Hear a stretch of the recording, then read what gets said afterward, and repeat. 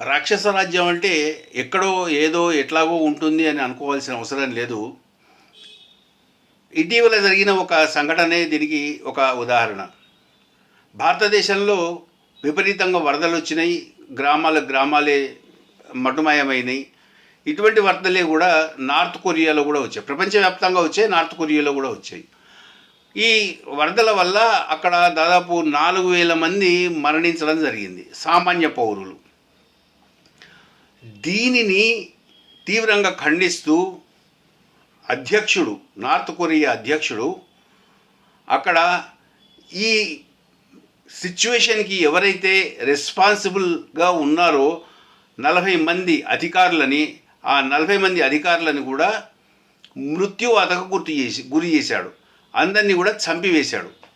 దీన్ని మరి ఏ రకంగా మనం సమర్థించాలో